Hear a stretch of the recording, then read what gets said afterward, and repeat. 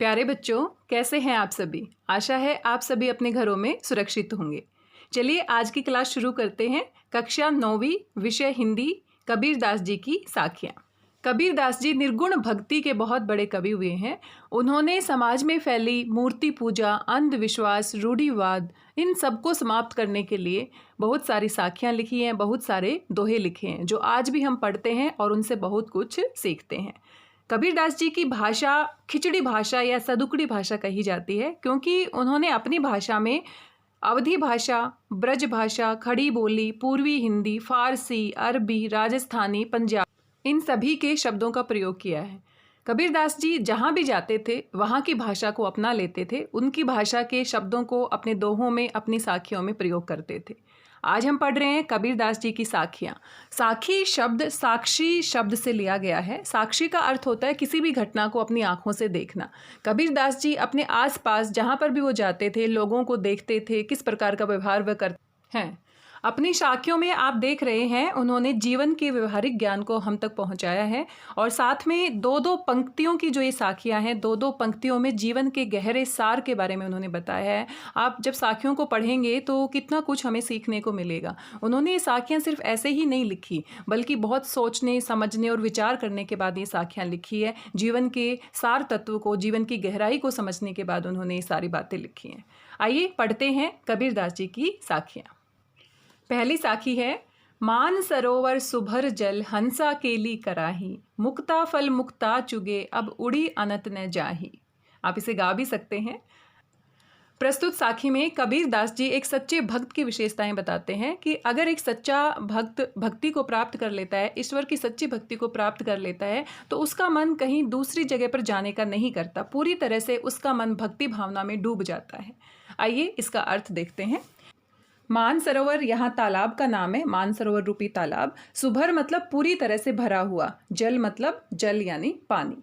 यहाँ पर कबीरदास जी कहते हैं, जिस प्रकार मानसरोवर जल से पूरी तरह से भरा होता है, वैसे ही यहाँ मानसरोवर की तुलना हमारे हृदय से की गई है। जो सच्चा भक्त है उसका हृदय मानसरोवर के समान है और वो भक्ति भाव से पूरी तरह से भरा हुआ है। भक्ति भाव की तुलना यहाँ जल के समान की गई है। थोड़ा सा आप ध्यान देंगे तो आपको समझ आएगा। मानसरोवर की तुलना हमारे हृदय से की गई है, और जिस प्रकार मानसरोवर पूरी तरह से पानी से भरा हुआ होता है, वैसे ही जो सच्चा हृदय होता है, सच्चे भक्त का जो हृदय होता है, वो पूरी तरह से भक्ति भाव से भरा हुआ होता है। हंसा केली कराही, हंसा हंस पक्षी, केली कराही, केली का अर्थ होता है क्रीड़ा या खेलना।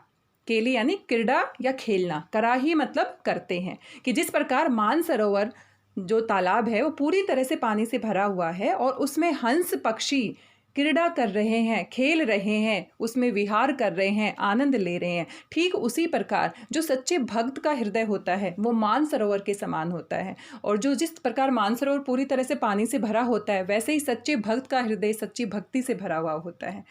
और हंस या हंस की तुलना आत्मा से की गई है। जो हमारी आत्मा है, जो सच्ची आत्मा है, वो उस मानसरोवर में पूरी तरह से डूब कर खेल रही है, क्रीड़ा कर रही है, विहार कर रही है। आगे कबीरदास जी कहते हैं, मुक्ता फल। मुक्ता फल का अर्थ होता है मोती। मुक्ता मतलब मुक्ति, चुगे मतलब चुगना।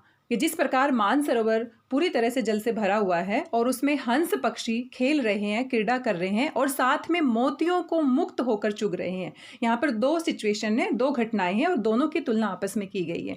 एक घटना हमारी है, मानसरोवर जल से भरा हुआ है, उसमें हंस पक्षी खेल रहे हैं, क्रीड़ा कर रहे हैं और साथ में मुक्त होकर मोतियों को चुग रहे हैं। अब इसी की तुलना साथ साथ की गई है कि जो मानसरोवर है वो सच्चे भक्त का हृदय है, सच्चे भक्त का मन है, साथ में पूरी तरह से पानी से भरा हुआ है, भक्ति से भरा हुआ है, और आत्मा रूपी जो हंस है वो इस मानसरोवर में, इस सच्चे हृदय में खेल रहे हैं और मुक्त होकर मोती चुन रहे हैं। तो यहाँ मोती की तुलना किसके समान की गई है? मुक्ति से।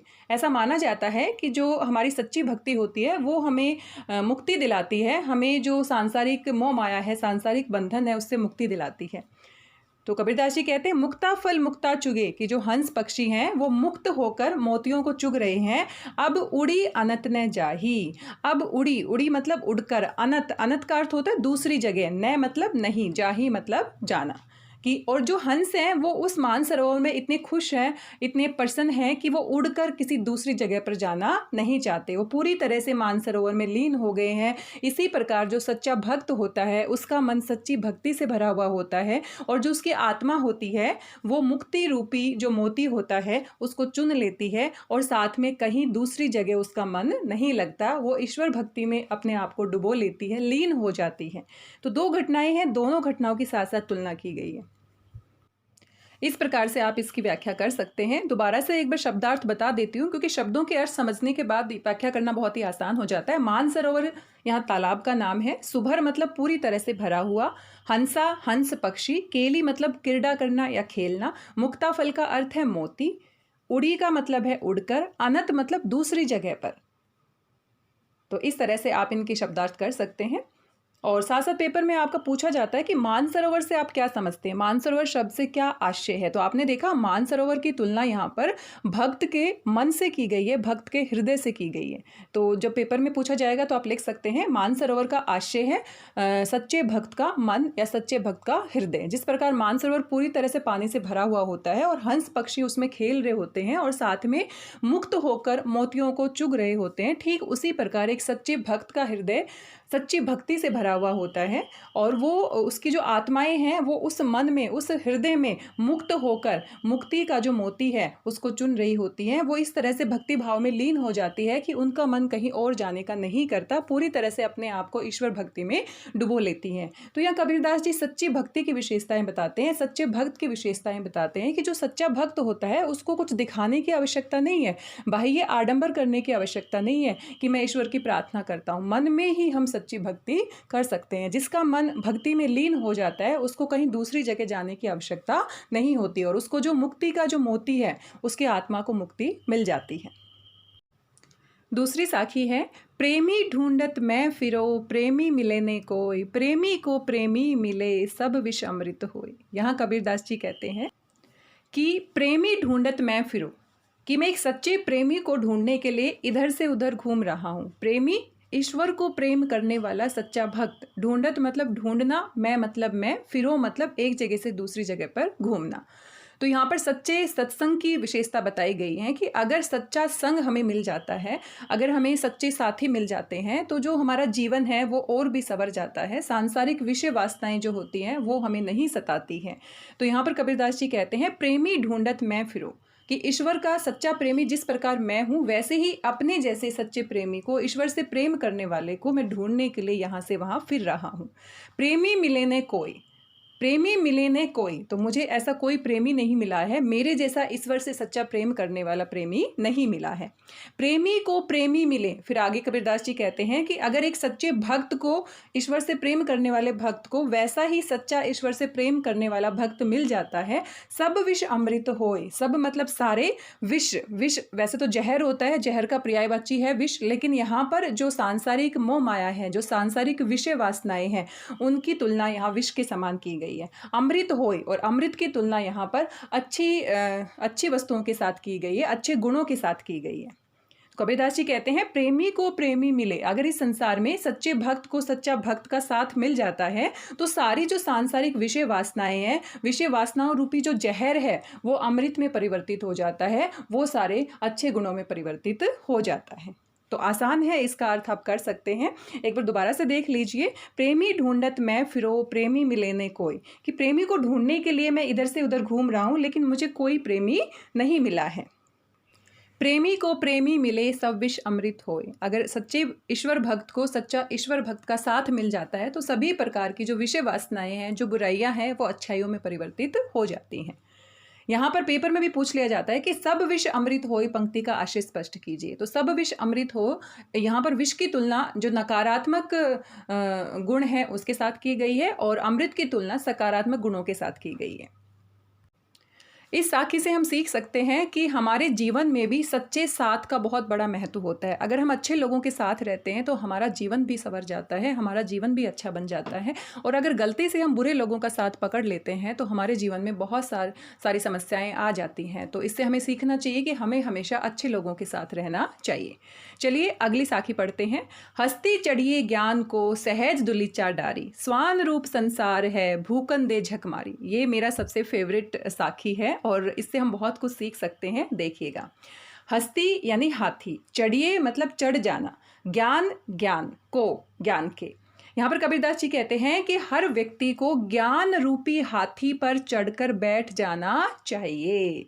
यानी कि यहाँ जैसे हाथी बहुत ऊंचा होता है और उसके ऊपर जब हम बैठ जाते हैं तो हमें आसपास की वस्तुएं बहुत छोटी दिखाई देती हैं।